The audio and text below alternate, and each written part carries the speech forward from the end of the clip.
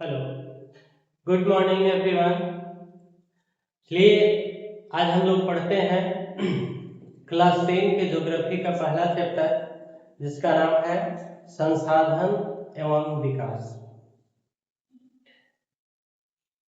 शुरू करते हैं हम लोग। सबसे पहले हम लोग देखते हैं कि संसाधन है क्या।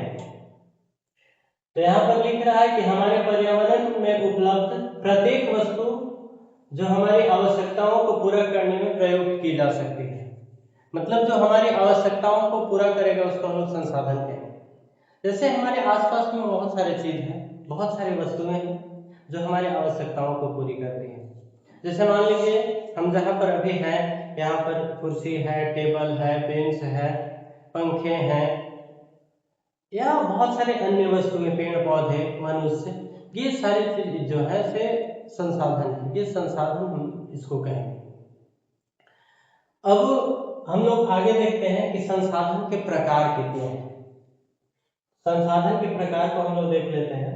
जैसे संसाधनों का वर्गीकरण किस तरीके से किया गया है, यानी बहुत सारे संसाधनों को अलग अलग तरीकों से बांटा गया है। अब इसको किस तरीके से बांटा गया हम लोग देखते हैं। सबसे पहले यहाँ पर लिख रहा है वर्गीकरण के मुख्य 4 आधार है।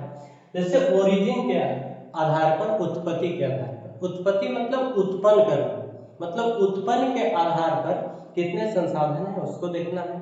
इसके बाद हम लोग देखेंगे समाप्यता के आधार पर, मतलब समाप्त हो सकता है, वैसे वस्तुएं जो समाप्त हो सकते हैं उसको समाप्यता के आधार पर बोलेंगे। इसके बाद आता है स्वामित्व के आधार पर। इसके बाद आता है विकास का स्तर के आधार पर। तो ये 4 संसाधनों का मुख्य वर्गीकरण है। अब चारों को हम लोग बारी बारी से हम लोग पढ़ेंगे। देखते हैं उत्पत्ति के आधार पर। सबसे पहले हम लोग देखते हैं तो उत्पत्ति के आधार पर संसाधन जो है 2 प्रकार के होते हैं। पहला है आपका जैव संसाधन। पहला है आपका जैव संसाधन। इसको हम लोग बोलेंगे, इनकी प्राप्ति जीव मंडल से होती है और इसमें जीवन होता है। जैसे जैव संसाधन कहने का मतलब, इसको अंग्रेजी में हम लोग बायोटिक संसाधन बोलते हैं, और जो जीव मंडल से प्राप्त होगा, मतलब जिसमें जीव भी है। जैसे यहाँ पर लिखा है मनुष्य है, वनस्पति जात है और पशु है। तो मनुष्य में भी जान होता है, वनस्पति जात मतलब पेड़ पौधे, तो पेड़ पौधे में भी जान होते हैं। इसके बाद आते हैं पशुधन, तो पशु मतलब जानवर। तो ये सारे जितने भी जीव हैं, ये सब जो है जीव मंडल से प्राप्त है, और जो जीव मंडल से प्राप्त होगा उसी को हम लोग जैव संसाधन कहेंगे। इसका दूसरा आता है अजैव संसाधन, उसको अबायोटिक संसाधन या अबायोटिक रिसोर्स बोलते हैं। इसको हम लोग बोलेंगे कि वे सभी संसाधन जो निर्जीव वस्तुओं से बने हैं, जो निर्जीव वस्तुओं से बने रहेंगे उनको हम लोग अजैव संसाधन कहेंगे। जैसे देखिए यहाँ पर लिखा है चट्टाने या धातु।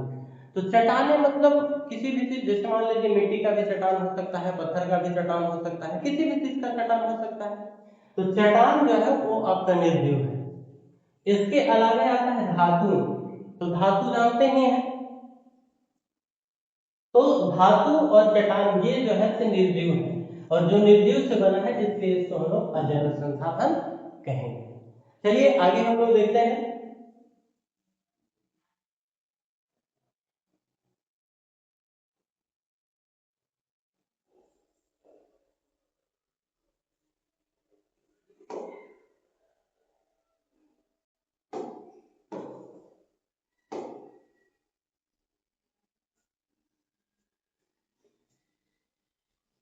अब आगे हम लोग देखते हैं समाप्यता के आधार पर।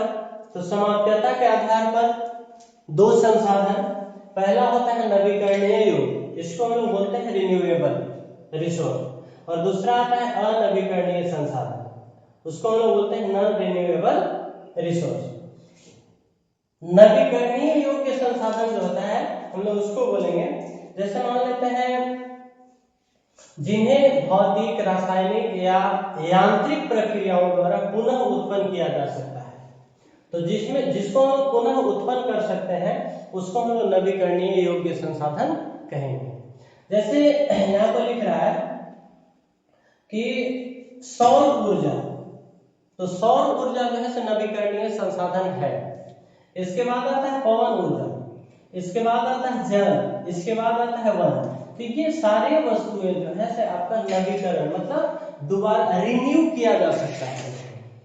जैसे मान लेते हैं सौर ऊर्जा है, तो सौर ऊर्जा को हम लोग रिन्यू कर सकते हैं, या फिर पवन ऊर्जा है, या फिर जल होता है, जल को भी हम लोग रिन्यू कर सकते हैं।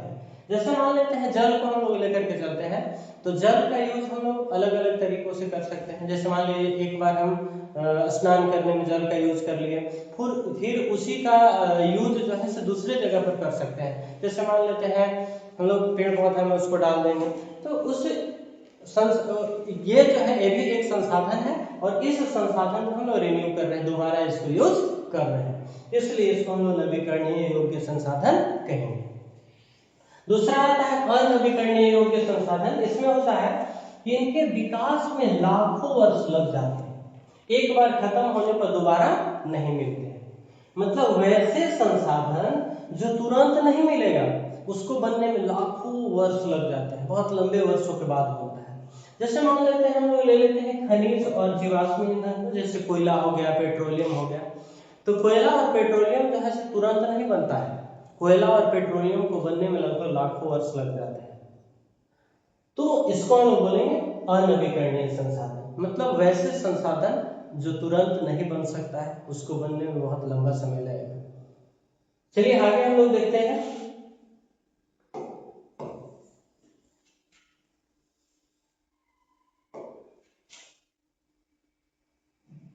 आगे आता है स्वामित्व के आधार पर।